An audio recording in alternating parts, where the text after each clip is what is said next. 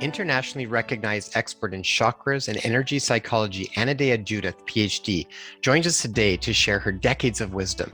Anodea explains how energy becomes blocked in the body and how the concepts of charge and discharge are essential to healing these blocks. She also dives into the chakras and explains how they relate to our conflicts, our emotions, and our lives. Stay with us till the end as she gives our audience sound advice on how to resolve triggers in our personal relationships. Hi, everybody. Welcome back to our show. And in today's episode, we bring back one of our teachers. This is a person that Tan and I have both done workshops with, Anodea Judith. And as you may know, Anodea has actually probably created some of the most definitive work on the chakra system and energy psychology. So Anodea has written, I think, like 9 different books tying this type of work together. She's really done an amazing job at helping people understand the depth of the chakras and how they really play into our lives, and then what we need to actually do to work with the chakras so that we can actually make significant changes in our lives. And she's done such a beautiful job of blending this down. She's a PhD in psychology, and then she really dived into some of this work around the chakras to round out her education. And she's really done such a beautiful job of bridging these two areas and making it very user-friendly. Her workshops that Tan and I participated in on the chakras, and we did one also together called Creating on Purpose, and really helps you work through how the chakras actually impact everything. So when you want to create big changes in your life, whether that's health or whether that's finances, or whether that's career, or family, or relationships, doesn't really matter. The chakras you'll find are at the very base of everything. And that when we can work with those and when we can recognize where there's blocks and limitations in these things or where there's imbalances, then she shows you how to actually work with them. Her courses are really so much fun and they're phenomenal, and they create an atmosphere that just allows for major transitions to take place. In this episode, we talk a lot about her new book called Charge and the Energy Body, and we break down the chakras in great detail. So in this one, she talks about concepts like charge and discharge in balancing the energy bodies. And we get into what that means and exercises on how you can do it, whether you need to charge up, whether you need to discharge, and what that actually is like in the body. We go through an overview of the different chakras all through the system to kind of get an idea of what conflicts and emotions and relationships take place within each of these chakras. And when we're aware of those, then we also can see more clearly in our lives where those blocks are and what we need to do to start to correct them. We start to learn how to decipher those hidden messages that the body is always trying to communicate with us.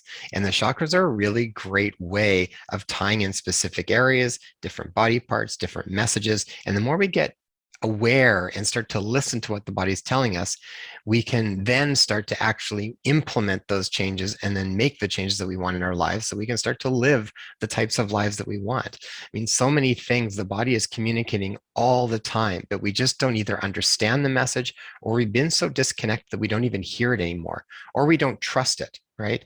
So this work really helps us get back in the body, listen to the body, respect what the body is actually saying to us, and then she gives us the steps on how we actually start to correct it. So I hope you guys really enjoyed this episode. This was really fun for Tan and I to talk with our old teacher again, and we look forward to doing work with Anodea in the future again. Now, I want to take a moment to give a shout out to our sponsors, C60 from Purple Power and Ascent Nutrition. You'll see the links below. Click those for a great discount on their products. Just use promo code DRLOKEN. Now, C60 from Purple Power, I've talked lots about. Its primary reason why it's such an important one is because it's an incredibly powerful antioxidant, the most powerful one that we know of. And why antioxidants are so important is because they quench free radicals and oxidative load in the body, which generally everybody is overcome by living in this world. And so if you've got too much oxidative load or too many free radicals, then those are going to start to quench up your antioxidants, which you need to prevent a whole host of problems, including inflammation and chronic illness. But also free radicals are going to create cross-linking on proteins. They're going to damage your cell membranes. They're even going to damage, if there's enough of them, DNA and RNA. So you need to have a certain amount of antioxidants to try and quench those free radicals, to just offset as best as you can any type of disease that could take place. So I know for me, if I'm taking a certain amount of C60, which is really just about a teaspoon a day, that's all you need, that I've amped up my levels of the most powerful antioxidant I can get, that I will have available to try to quench any additional oxidative load that my body gets under. So it's such a powerful adjunct to everything else that I'm doing with diet and lifestyle. Now, for Ascent Nutrition, check them out. They've got a host of amazing different products, and they've got a bunch of immune system products. I've talked about their vitamin D K2 for a while. They've got a really wonderful humic and fulvic acid supplement called Immune Booster. I've talked about that one in the past, but check that out because that is a baseline for even detoxification as well as supporting immune system function. And the thing that I think everybody should check out if they haven't tried it is specifically their coffee that is mold and mycotoxin free and it's organic. A lot of people drink coffee. I like coffee too. And I know there's a difference if you are drinking moldy coffee or not moldy coffee. So this coffee has been tested to make sure that it is mold free. And if you haven't experienced the difference, you need to try it to see if you notice a difference. Right now, it's really important that people lower their load to illness, any type of illness. Remember that this is around resilience. So part of resilience is building your body up, and the other part is removing the things that don't serve it. If you've got mold in your coffee or mold in grains or mold in corn or some of these different things that accumulate mold quite easily because they go through a drying process and they store for longer periods of time, they build up mold. If you can avoid that, that's one more log in the fire that doesn't need to be there. So check out their coffee at Ascent Nutrition. Use the promo code DRLOKEN. All the links are below. All right, guys, I hope you enjoyed the episode and I will talk to you soon. Bye-bye. Hi, everybody. Welcome back to the Inspire Health podcast. And today's guest is none other than Anodea Judith PhD. Anodea is a globally recognized teacher with a master's in psychology and a doctorate in human health. She's the author of 9 books on the chakras, psychology, energy, yoga, and social change, including the bestsellers Wheels of Life and Eastern Body, Western Mind. Her most recent book is Charge and the Energy Body. Her live and online courses have reached students in 163 countries, and her books are in 28 languages. And she's one of our personal dear teachers. So Anodea, welcome to our show. Thank you for being a part of this series. So nice to be with you again. Thank you. Anodea, the last time we saw you, it was a course that Jason and we actually took the whole family. So with our 2 little girls, my mom came along to help with childcare. We met you at Kripalu and you guided us through, well, I came back for more, but the one that I went with you for was Creating on Purpose, I think it was. Yeah. And we had such an amazing time. And I've been following your work since my very first teacher training, almost about 14 years ago now. So it was, I mean, your books, Wheels of Life and Eastern Body, Western Mind are basically foundational to start to learn about the energetics of the body and the chakras and what that means and how that impacts your life.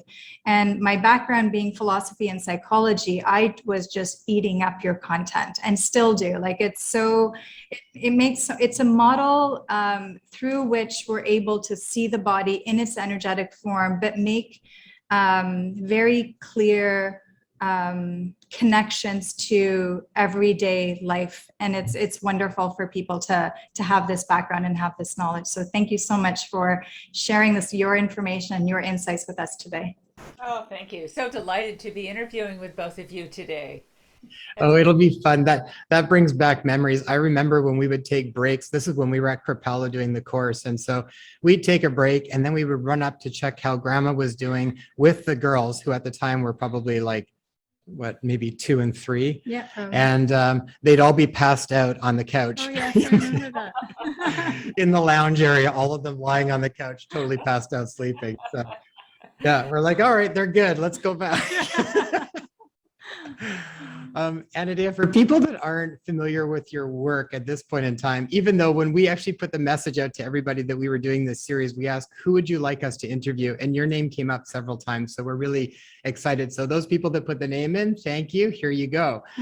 So for the people that aren't so familiar, can you tell us a little bit about your journey into energy psychology? Well, sure. You know, as you mentioned, I've been teaching live workshops all over for decades. And in every workshop, there's lots of questions. And I love answering questions. But what I found was that in every question that was asked, I had to explain about energy.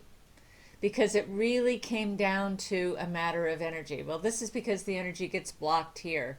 Or this is because there's too much there. Or this is because of a dysregulated nervous system. This is because of dysregulated emotions, which all boil down to the movement of energy. And so that's why I wrote the book Charge in the Energy Body, because I wanted to take this basic understanding of energy out to people so they could begin to think in these terms. The energy in that book, I call it Charge, which to me stands for consciousness having a really genuine experience. Charge. Because when we have a charge, we know it. You know, when I'm working with a client and they're in the depths of their anger or their grief or their fear or whatever it is, they're in their charge and they're having a genuine experience. Also, someone that's in their joy. I love that acronym for charge. I think that's beautiful. How did you come up with the concepts? What sort of spoke to you to even bring up the concepts around charge? And you also speak about discharge. I'm wondering if you can break that down for people as far as what's the difference, what's the sensation like maybe in someone's body when they're experiencing something like that? Yeah. Well, first of all, how I came to it was my training as a bioenergetic therapist, in which that word charge is used, that someone, has a big charge going, or, they're moving the charge, or they're not moving the charge. And so that was from 40 years ago when I was training as a bioenergetic therapist, and bioenergetics is, Alexander Lowen, Wilhelm Reich, John Paracos, those teachers, and back, really back to the 60s and 70s. Um, and then, that kind of went out of popularity as other body works came in, but I kept using that and I kept doing therapy sessions that was moving the energy in people. And so it's teaching them about charge that I like, because once people have that word, they see it everywhere. And it's the same thing as prana, as chi, as what Freud called libido, what Star Wars calls the force. I mean, they're all words for the same thing. But the reason I use charge is anybody can relate to it as the life force. I can say to a client, oh, you still have a big charge on your ex-husband, don't you? And she knows exactly what I mean, but I wouldn't say you still have a lot of chi on your ex-husband, or you still have a lot of prana. It doesn't quite make sense. Or I can say to a little kid, you're all charged up about your birthday, aren't you? And the little kid knows what I mean. So it's something that we can easily relate to, as in having a charge about something.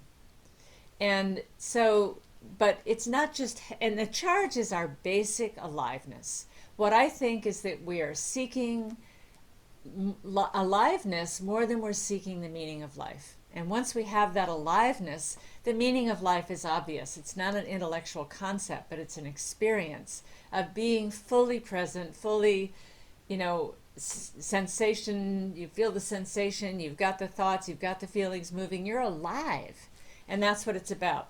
But charge can get blocked, and then we go into charging and discharging. And in order for an organism to remain in balance, really comes from Alexander Lowen. In order for an organism to remain in balance, there has to be a balance between charge and discharge. So you can think of charging as anything that is bringing energy from the outside in. So when you take a breath in, the air is coming from outside to in your lungs. The more inhaling you do, the more charge you get. If you are reading something, you're reading a piece of news, you might get a charge. Oh my goodness, look what's happening today. And we do get kind of a negative charge from reading the news most of the time, and that's what the news outlets bank on, that they're going to put the worst stuff and you're going to get a charge out of it and you're going to click on it. You get a charge from taking in food, you get a charge from touch. And anything coming in from outside. Now a charge can be positive or negative. I can get a massage and that's a wonderful charge and I get up and I feel energized. Or someone can get hit and that's a touch too, but it creates a negative charge. It might create anger or terror. So charge is neutral, but when it comes into our system, by the experience, we frame it as positive or negative. If I touch from a lover is positive, touch from somebody I don't want to be touched by would be a negative experience. So it's all in the situation and the framing and our history and all of that. So charge is anything coming from the outside to the inside. Discharge is anything coming from the inside to the outside. If I talk all day, I'm discharging. If I scream, if I run, if I create art, if I write, if I do anything that's taking it from the inside, and especially emotions where, oh, or anger, that expression is a discharge. And, you asked about what are the sensations. When we charge up, we feel more alive. Now, when we're restricted in our body, we can charge up and have no place to put it, and then it feels like anxiety. It can feel too jittery, sort of like when you've had too much coffee. Yeah, you've got a lot of energy, but oh, I'm a little jittery. I wish I hadn't had so much. When we discharge, we feel calmer. When we get rid of that energy, we settle down. Think of after somebody has, gotten angry and blown their stack, then they settle down. Or a little kid, once they've had their temper tantrum, then they settle down. So there's a calmness that comes from a discharge and an excitement that comes from charging. Is it possible that when people, I guess if it's a purely emotional release, then there would be a benefit to the charge. Do you ever find if people start to discharge from a charge, but if they start to get ruminating or lamenting on the trigger, then does that end up actually becoming almost more of the problem as opposed to truly allowing themselves to be able to release it? I think about sometimes where you get almost caught up in the mentalization of it rather than letting it be a just a straight sort of emotional, visceral release. What have you found with that? Well, I definitely agree with that. And there is something that I call binding the charge. And that's how we create body armor and blockages. So let's say you're a little kid and you're in a difficult family. There's a lot of energy flying around, angry father, say, or mother, and you're not allowed to express your emotions in that family. You get mad and you get punished worse. So you quickly learn you can't express this charge, but the charge is coming into you from your environment, from this crazy alcoholic environment or something. It's coming in, but you can't release it because you get punished, because you get shamed, because of any number of reasons. You're in school and you have to hold still. Yeah. And so you bind the charge. So energy that can't be released gets bound by repetitive thinking, which is what you're talking about, where we ruminate in our head and go over and over the story. That's a binding. It can get bound by eating too much. It can get bound by smoking. It can get bound by activities. You could say that, obsessive compulsive, tapping on doorknobs and all that, that's a way of binding the charge. It can get bound by playing computer games all the time. Lots of different ways we bind the charge, but ultimately we bind it into the musculature, and then it becomes body armor. We become hardened with it by holding all that charge, or we put on weight, and that is charge that's turned into fat because it isn't discharged. So what I'm hearing here, Anodea, as you're describing it, is that there's a natural and organic incoming and outgoing of charge or emotions or prana or chi.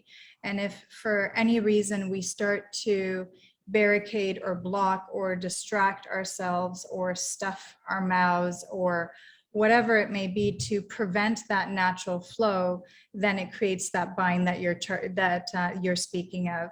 And it also makes me think of, because you actually introduced us to Dr. Peter Levine, and when he speaks of trauma, that's essentially what he's describing trauma as. Anything that kind of binds or blocks that natural flow that's meant to come in but also go out. Exactly. And what he finds is that trauma creates a freezing response where the charge gets frozen, but frozen in a high charge state. I mean, that may sound contradictory, but somebody goes, and then they freeze up like that, and all that high charge gets trapped. In fact, that's a lot of what creates, problems in car accidents. When you see a car coming at you, you go, and then you get hit, and it gets frozen in that state, and that puts the neck out. So it can be chronic muscular tension, and that when you work with trauma, you have to release the charge very, very slowly in discrete little packets, so you keep the person safe while you're working with them. Thank you. Yeah, we did we did a series a while back on trauma. So we did a whole big part, and we talked to people with somatic experiencing, and we talked to Dr. Stephen Porges too, and his work, and your work ties directly in that. So for people that were seeing that last series, go and check out Anodea's work too, because it's very much in line with what a lot of the work we talked about in that series, but it just gives a different wording and some different sort of practical exercises to work with it. And I know even back when we had looked into the bioenergetics work and Alexander Lowen, and we actually did a series way back when where we talked to Frederick Lowen and kind of discussed a lot. That's Alexander Lowen's son, and I really still resonate with a lot of the work that they did. I think he was so far ahead of his time in how, and then I think though sometimes that work just gets misinterpreted a little bit, or people think of it in different ways, but the essence of it is very much, I think you've done a very beautiful job of tying in what it actually means and giving people very practical tools to work with it. I try to make it really practical, and there's simple little things you can do that take 1 or 2 minutes, and you can either calm yourself down or you can perk yourself up, depending on what you need. Mm-hmm. When we talk about charges getting blocked in the body, maybe for people that are new to this and even just starting to gain awareness of what the body's even speaking to them about, what would be some telltale signs for somebody that's just wanting to start this exploratory pathway? What might be some of the ways that the body would speak to you to let you know that there might be some blocks in specific areas? Sure. Well, when something produces a charge, it could be your partner says something that's just a trigger for you. Triggers, when you get triggered, you've got a charge going. Somebody criticizes you, or they misunderstand you, or they reject you, you've got a charge. And what I teach people is to try to recognize its signature in the body. So some of that would be just increased tension in the body, like all of a sudden I've got some tension going on, or nervousness, increased sensation. When I work with clients, and I can even observe the charge as a therapist, I can say, well, I see a lot of charge coming into your face. Your lips are quivering. Are you aware of that? Or I notice that your breath just suddenly got very shallow. Are you aware of that? Or if I can't see it, I'll just say, what are you aware of in your body when you talk about that experience with your mother? And they'll say, oh, well, my belly's going into a hard, tight ball. Well, then I know the charge is getting trapped in the third chakra in the solar plexus. If they say, oh, my heart just feels heavy and shut down, then I know the charge is getting trapped in the heart chakra. If they say, oh, I got this frog in my throat and I can't speak, and my neck is tight, my shoulders are tight, then it's getting blocked in the fifth chakra. So it can get blocked in any one of the chakras or any part of the body. It could be in the arms or shoulders or the legs. But it's a kind of freezing. It's a kind of shivery, if it's blocked and there's intense charge. It's a kind of excitement. And like I say, charge can be pleasant. There's sexual charge, erotic charge. That's usually pleasant. There is excitement about what's coming. There's joy, there's happiness, there's love. Those are all charges too, and they're on the very positive end of the spectrum for most people. And then it could be emotion. It could be suddenly you feel really irritated or really angry, or you feel really sad. Sadness is actually a charge. And the sadness comes up, and it can just be little couple tears dripping out of your eyes, or it can be a great big boo-hoo, and the boo-hoo is a big discharge. And when people really do that discharge, the sadness lightens up. I think it's such a beautiful thing, because you started off with using yoga and meditation as an exploratory way to get into the body's messages and to open up the communication with the body. And I know that when a story came to mind as you were explaining that, Anodea, and many years ago, I remember when I was teaching at a particular studio, one of the students came out of another class where it was a beginner class, and they pretty much stuck with the same set of sequence of postures within that class. And she came out and she said, that was a really tough class for me, because the other times, this past month that I've been coming regularly, I was able to do dancer's posture for very easily. I was able to hold my foot and lift it up high, and I was able to breathe and stand strong. But today I was really shaky. My foundation was off. I wasn't able to catch a hold of my foot. And, you know, I just listened to her as she was explaining it, because it was her own inner intelligence leading her through this process. And she said, but I just had a big argument with my son outside of the studio prior to coming into class.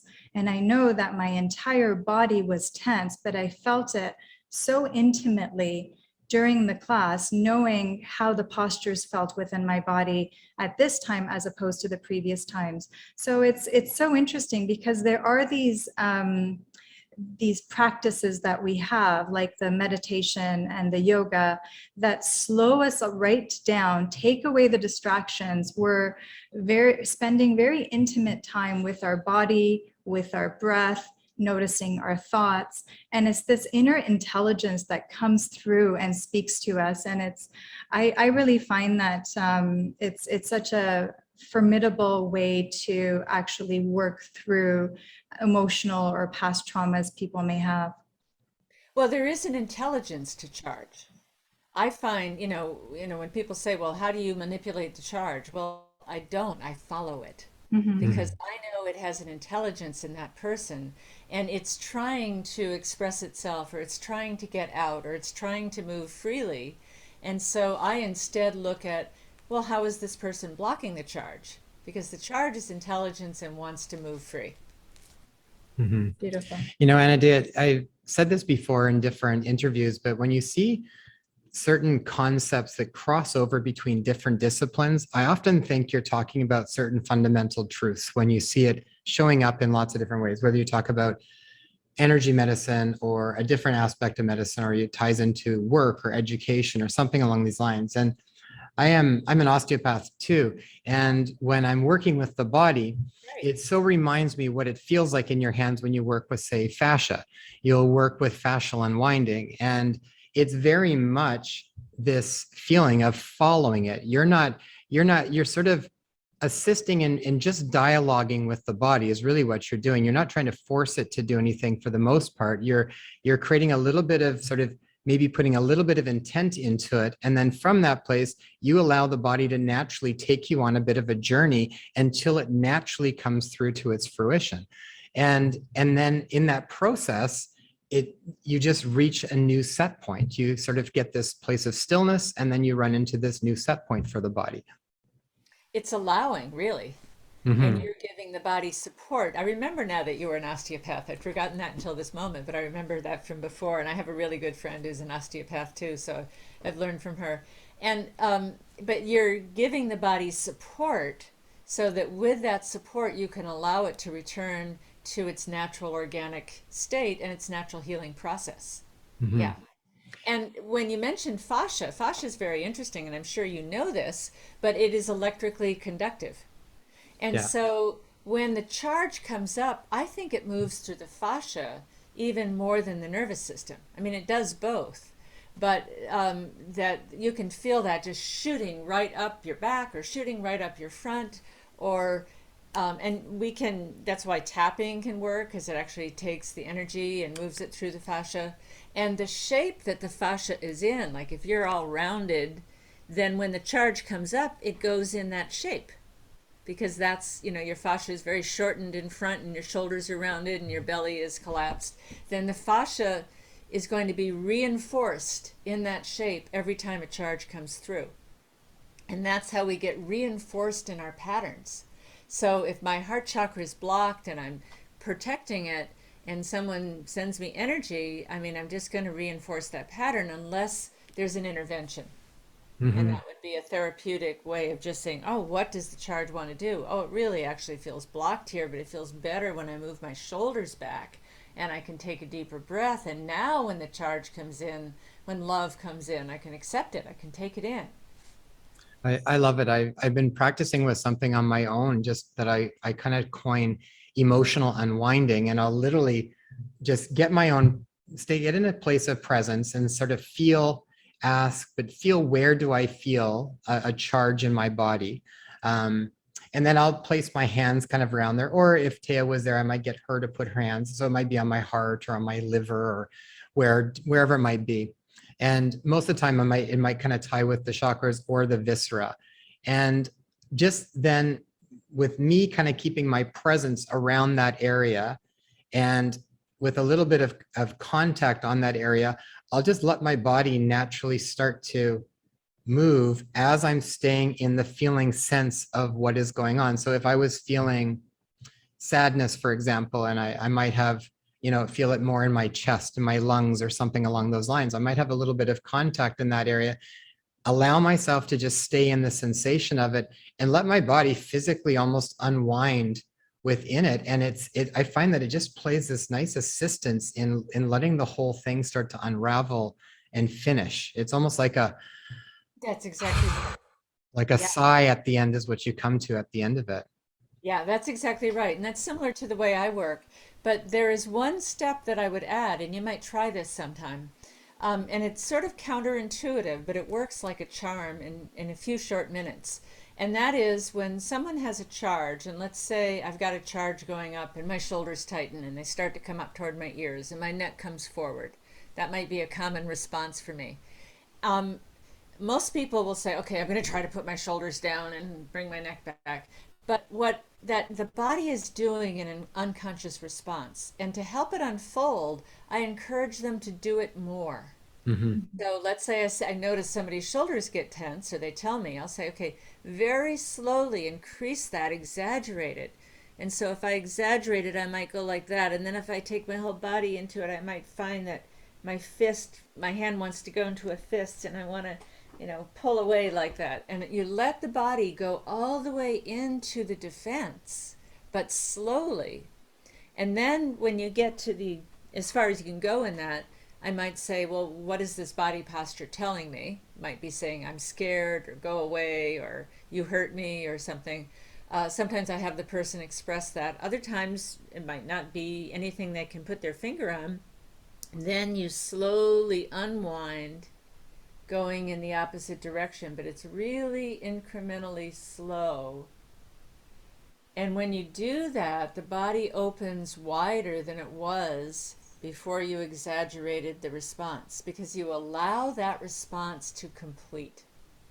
And at the same time, because it's an unconscious response, an unconscious defense, you allow it to come to consciousness. And once it's come to consciousness and completed, then you can release it. But the trick is you have to go very slowly. If you go like this and then you just go like that, it doesn't work because the brain-body interface can't track it very well unless it's nice and slow. Because, it got wound up over 40 years, doing whatever it is you do.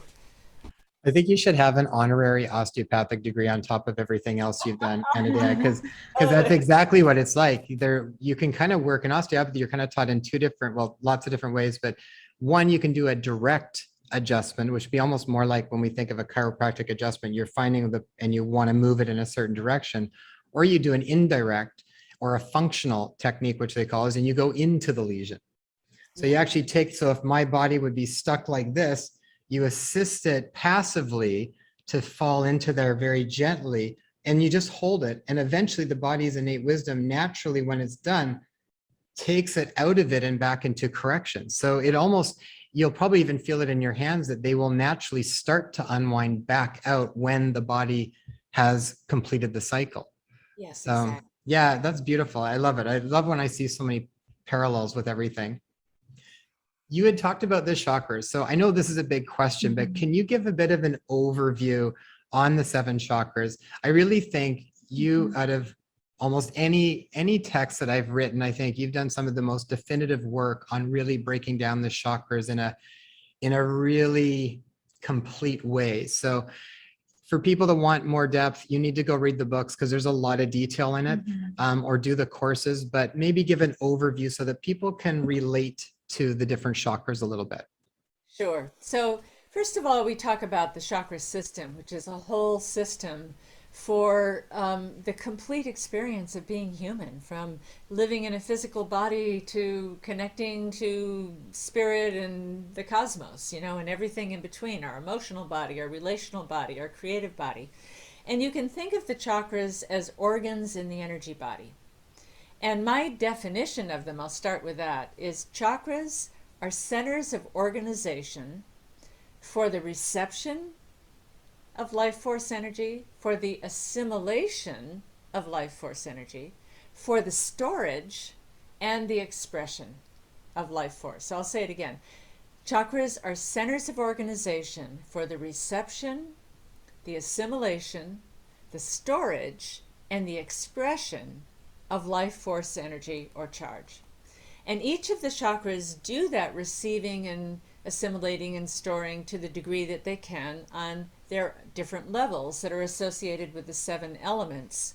I use the 7 element system, which is earth at the bottom, the first chakra, water in the second chakra, which is in the abdomen, the sexual organs, all of that. Fire in the solar plexus, that's your digestive fire. Air, we breathe into our lungs and heart, that's the chest. Sound, we make sound with our throat. Sight, or light, is the element we see because of light. And consciousness, which is everywhere at once. So the chakras handle that to the degree they can. So for instance, you take a breath in, you're receiving air. And maybe you can't assimilate that breath. If I walk into a smoky bar with a lot of cigarette smoke in the air, I go, I don't even want to take a deep breath because it really feels terrible to my lungs. So I can't assimilate that. If you eat something that's not real food, your body can't really assimilate it. Or if somebody talks to me in a foreign language that I don't understand, I hear it, but I can't assimilate it. And, if you eat too much, you have taken food in and you eat too much, you store it as fat. Well, we can store traumatic memories, we can store wonderful memories. So you can store it. And then we also want to be able to express. So maybe people talk to you, but you clam up and you can't speak your own truth out. Maybe you tend to breathe in but hold your breath and not exhale completely. There's all different kinds of patterns on how those 4 functions can become compromised. And then you look at how does that happen in each one of these 7 levels. So on the earth level, with the physical body, the bones and muscles and tissues of the body, and how do we keep ourselves alive? Charge comes in, we take food in, we eat, we store it, we express it, we burn it up in calories and exercise, whatever. That's all part of the survival, but it's also our home, our finances, everything having to do with the material world. Then in the second chakra, it's everything that is more fluid and watery, like the emotions, and that's the emotional body that is superimposed or interpenetrating with the physical body. So, I can't show you in my hand, here's grief, but I can show you in my body. It's an experience. And so charge moves in its emotions. People can throw emotional energy at you and suddenly you're receiving their anger and you've got a charge. You can discharge, we've talked a bit about already, discharging emotions. Then in the third chakra, charge arises in order to do something for the purpose of action. And something will happen and you'll get the urge, I want to do something about that. I want to take action here. And if that chakra is healthy, you can take effective action, you discharge it, you go back to a state of rest, and then you're ready to respond to the next thing. But in today's world of stress, sometimes there's things impinging on us all the time, and you're taking action so much you get exhausted, you get overly discharged, and then there's a state of depletion. Or you get a lot of stress coming in and you can't take action because you're busy at work or there's too much. And then you get anxious. You get stressed out because you haven't had time to discharge. In the heart chakra, it's love, and we take love in and we take our breath in and we let it out. We give love out. We want to be able to receive and assimilate and store it and express love. And so that's in and out, and it also, like I say, relates to the breath. Here it's communication. fifth chakra. Vishuddha means purification. So this is the purifying chakra as we go from the body to higher consciousness. And they all have their names, but that's a very interesting one, Vishuddha, purification. And so here I call this the great translator. We translate, oh, what's going on in my body? Oh, it's this, I'm feeling scared. I'm feeling like I need this. I feel like I want that. I want to say this. That's the mind translating the subtle sensations we're feeling in the body. And then we bring it up to higher consciousness, what's known as the third eye or the sixth chakra. Its name Ajna means to command, and this is our vision, our imagination, our intuitive abilities, our dreaming abilities, everything of the visual realm. And then finally, consciousness itself, that is truly operating all the chakras. But here in the seventh chakra, it's sort of consciousness looking at consciousness, being aware that you're aware, and being aware that you're aware that you're aware. And as you go into those folds, that's like the 1,000-petaled lotus. I remember one example that you had given me that really stuck to mind, and it was so relevant because it helped to bring so much more compassion to when I saw certain things happening, whether it was within my own body in my own life or others around me experiencing this. You had mentioned for specifically the first chakra, the root chakra. So you speak of it as being related to our connection to the earth, our upbringing, our familial background, our finances. And you had mentioned what the things that could block it. So you had spoken of even weight. So a lot of people who are overweight actually hold on to that weight in order to provide protection for their body, possibly due to trauma that they had incurred when they were young. And you had also spoken of finances, where some people that might be very frivolous with their spending or can't, hold a $10 amount in their bank account for more than a week. And they're always depleted. It actually goes back to the feeling of not feeling good enough, not feeling that they're worthy of being here right now. And so they're constantly just draining. The energy is constantly draining from them. So it's such a beautiful and profound way of understanding why we do the things that we do.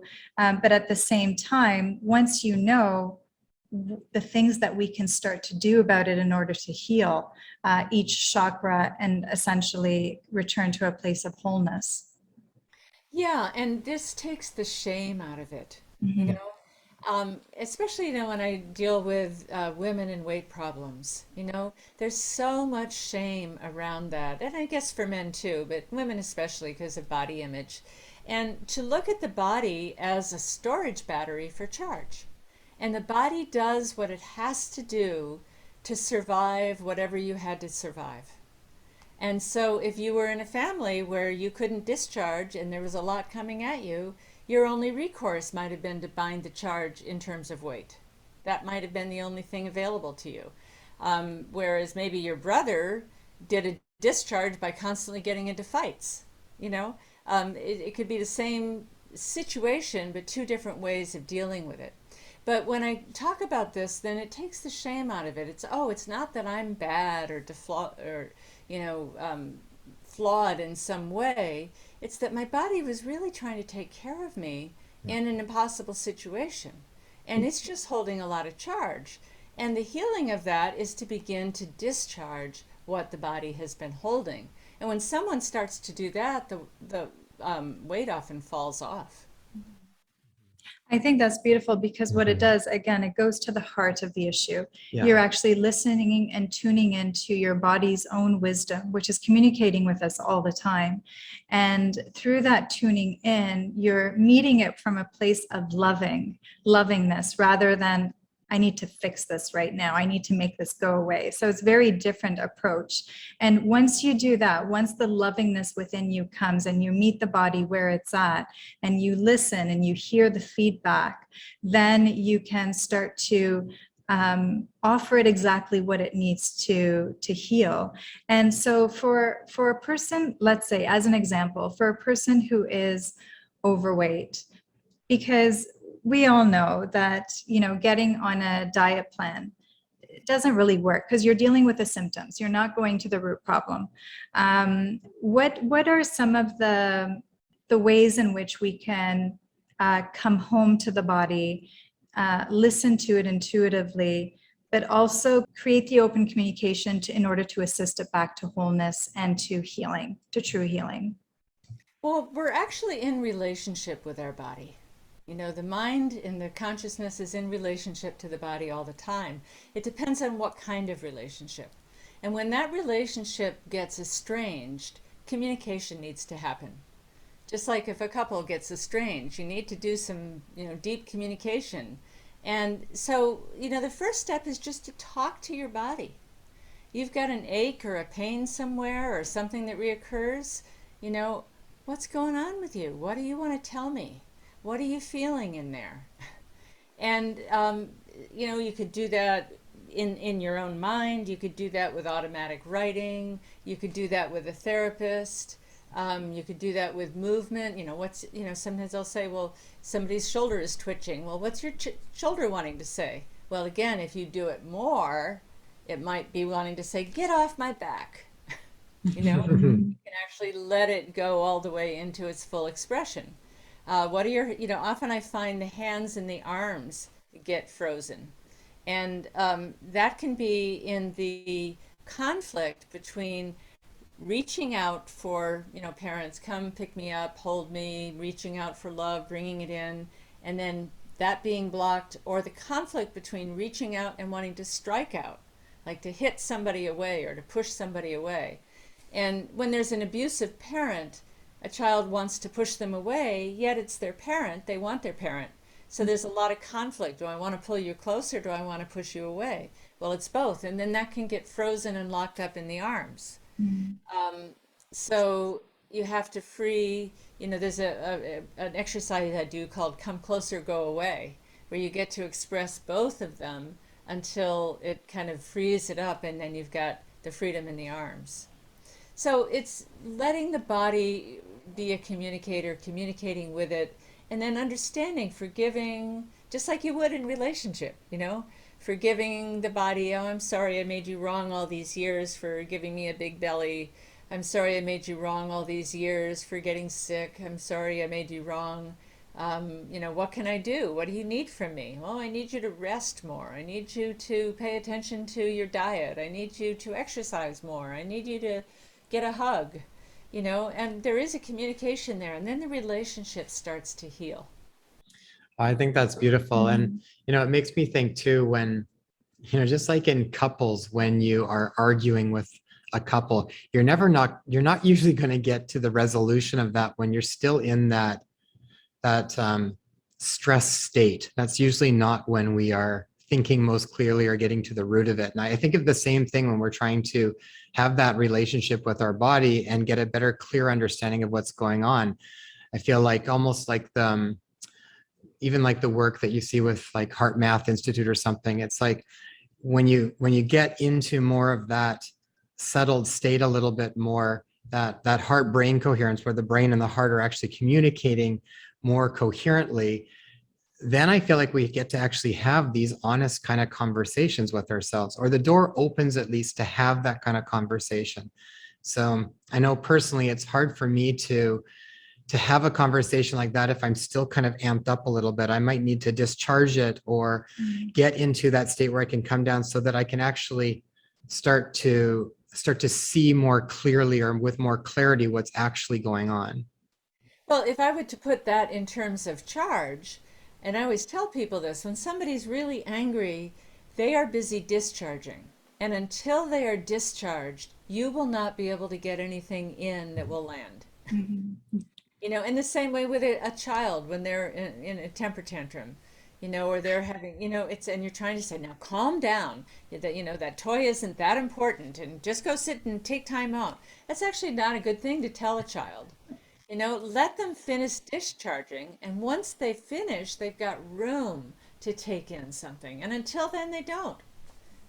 Yeah, I know it's like with kids, the trickiest part for the parents is when the discharge is happening at an inopportune time. Right. Don't do it in the This grocery isn't a store. good time for me. This is not a good time for me. Charge while I'm on the phone. Yeah. Yeah, exactly. But I mean, anybody that's got kids knows that firsthand that nothing good is going to happen until the discharge finishes.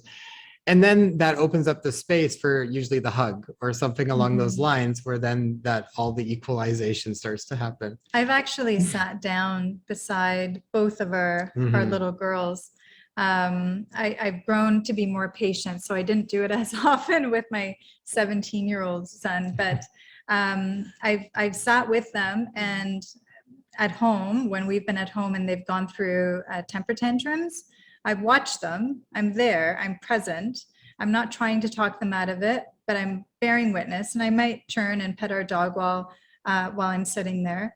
But they go through their loop, they go through their process, they go through hitting, punching, or just screaming, or, putting their head down. And then eventually, after a few minutes, it's what you were speaking of. And as far as everything, all these emotions are just a form of charge, and they need, as they come in, they need to also be able to go out. And I can see that so clearly, having witnessed that within my little ones, because they do, once it's out, it's gone. It's gone. And I know with my 17-year-old, I didn't have as many skills then as I do now, but I would try to talk him out of it. I would try to talk sense into him. I would say, come on, let's pull it together. And there's no reaching him. And by the time he's discharged, I am now fully charged. And it usually took me a lot longer to process that than he did. But it's really interesting watching that process in children. Well, we pick up charge from each other. And one piece of advice I give people when you are interfacing with somebody who's really angry and discharging on you, or even a child, is to kind of energetically turn sideways and let it go by. So you're not taking that charge directly into your chakras. It's sort of like the Aikido, you grab somebody's hand and you pull them in the direction they're going, and but don't take it into yourself, because then you'll get charged and it'll light up whatever is, any charge that's coming in. And that could be from a breathing exercise, it could be from a cup of coffee, it could be from a stimulant on the outside. Any charge that's coming in will light up pockets of repressed charge. And that's why, why did I get so angry over this little thing? Well, because it touched into a backlog of anger at Yeah. my father or something like that I hadn't realized. And all of a sudden it like threw a match on that little pile of charge. And then that's lighting up. And somebody else can go like, what's the big deal here? Why are you crying so hard over this little thing, But it's that backlog. And it's sort of like the charge says, well, the window's open, I can get out now. Right. And everything runs out, but it can be more than the situation warrants. And then again, it can create shame and people being taken aback and there's something wrong with you and all of that. But it's just the natural process. I'm so glad you mentioned that, because even within our current climate right now, I feel like all of us are being charged, and what's being tapped into is all these previous set of charges from this lifetime, maybe even our parents' lifetime, that has accumulated, and we're just processing all of it right now. Yes. And you see, the violence and all that. I mean, those people are trying to discharge. It's not a healthy way, but they were probably not allowed to discharge, and now they can get a gun and go discharge in the school, and it's killing people, and we need to have better tools for handling charge from the get-go. And Anodea, I love that term of sort of energy aikido. I'm going to keep that in the back of my head. That's a great one. And in relation to when you were talking about relationship, because in your book, you do have a whole section where you talk about specifically charge and the energy body with relationships, I think is really valuable. Maybe one thing we can touch on, because we had talked about a little bit, was what is some strategy for couples that are in the relationship and they, when they are triggered, and what's a strategy that they can start to incorporate to handle triggers better? Yeah.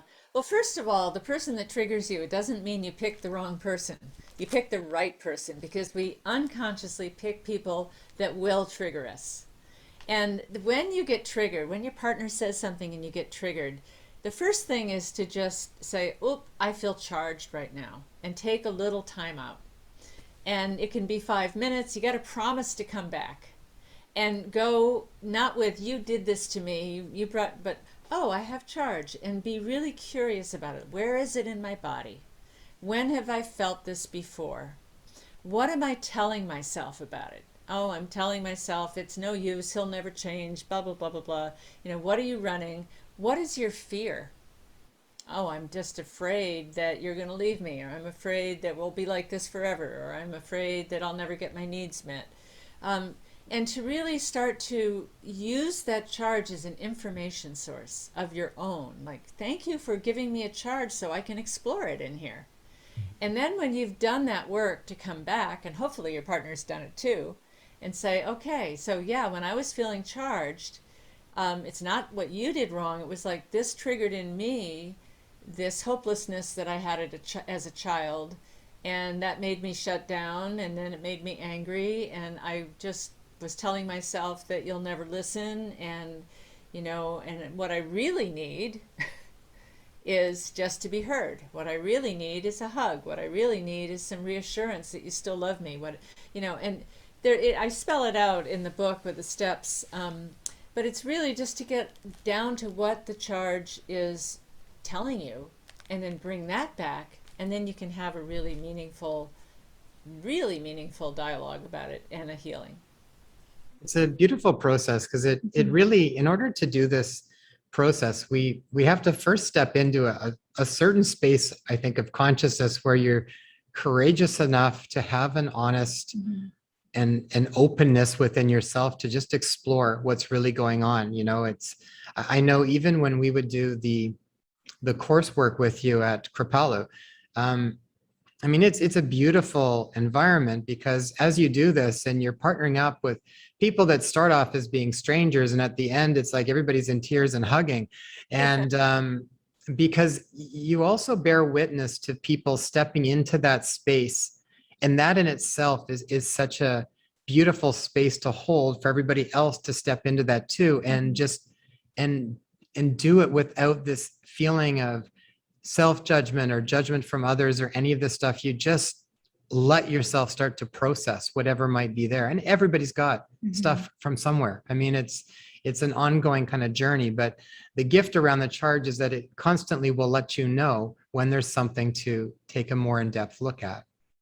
Exactly. And when you see people around you doing it, you have more permission to go into it deeply and release it yourself.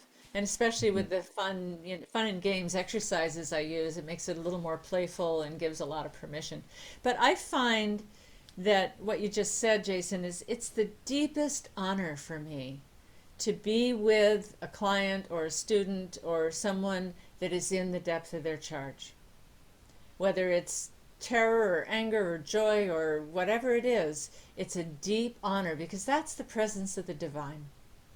No matter what form it takes, they are having a real experience, and I feel honored to be there. I love that, Anodea. And I know from our experiences, it really is a beautiful space. And for people that are finding this work interesting, go and check it out. And if you get the chance to do either the online work, or if you can do the work with groups, I think it really is a profound experience. There's one thing to doing work on your own, and everybody needs to do that and incorporate into your life, but you can hit some big leaps and bounds, I think, when you do coursework with other people. There's you step into a little bit of a different level, I think, of honesty and courage when you're doing it with other people. Well, there's a group field that develops Yeah. that's hard to do online. Yeah. And I am going to be teaching the Charge and the Energy Body workshop at Kripalu next April. It'll be Wow. my first live in-person workshop since pandemic started, and things are starting to open up again. I just hope the Omicron doesn't, shut that all down. But April 10th to 15th, I'll be there for a 5-day workshop on the Charge and the Energy Body. But if people can't come to that, I do have an online course, Chakras, Charge, and Your Energy Body, that is self-paced video, high quality, with documents and questions and exploratory things and all the exercises, charging and discharging for each chakra. And that's on my website, Chakras, Charge, and Your Energy Body. And that's available now. Awesome. We will have all those sites available below the video as well as on our website. Anodea, before we let you go, I know that one of the things that was really another feature of your courses that I really appreciated was during the chakra teacher training, what we did is within our group, you had asked for volunteers to step in the middle of the group. And as we just stood, that person in the middle stood naturally, we observed their body and kind of started to scan where their chakras would be and where they would possibly be holding onto blocks, or there would be an overexpression of that particular chakra at that point. And it was really interesting because, you know, I've been following this sort of work and really interested for a long time, but your work is really, it's really thorough. It's really thorough in what it is that you present. And I came home from that experience and I looked at my father, and he has a very thin sort of structure and quite stiff in his body. And I could just see it by looking at him that he's had a lot of troubles processing his upbringing, his childhood, and he holds it within his bones. He's very stiff and he holds it together, and that's kind of his approach to life. And so it's been a really beautiful experience to be exposed to all the information, all the insights that you share, and I'm truly grateful for you. Oh, thank you. Thank you. Yeah, and that exercise, here's a simple rule of thumb. You know, chakras can be excessive or deficient.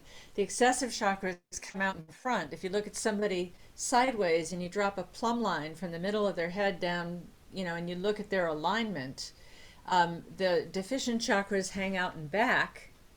Like the chest will collapse and pull back. The excessive ones come out in front, and you can kind of look, and even sometimes just a gentle touch to let the body go in a different direction will start to assert the alignment. Wonderful. Mm-hmm. Beautiful. Anodea, do you have any last words you'd like to share with the audience before we finish up at this point in time? Yeah, well, one last concept about all this is that charge is golden. It's like money in the bank. And you don't want your account to be frozen, then you can't get it. And you don't want to spend it all. So I teach people about charging and discharging, but ultimately I teach them to harvest the charge.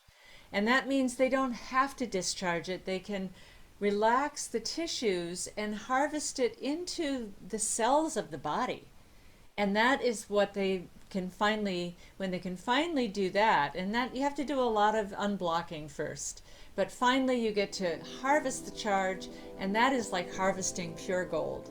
It's harvesting aliveness, and then you get to keep it. You don't have to block it, you don't have to spend it. You get to keep it and expand with it and just feel alive and awake. Anodea, thank you so much. Thank you. We love your work. We think it's wonderful. We look forward to seeing you again in person soon. It's so great to see you again. You know, over the email, I had no idea that it was you two. But it's all coming back now when you were in the workshops, and it's just really a delight. You're both beautiful people, and it's really wonderful to see you again. Thank you, Anodea. Thanks so much, Anodea.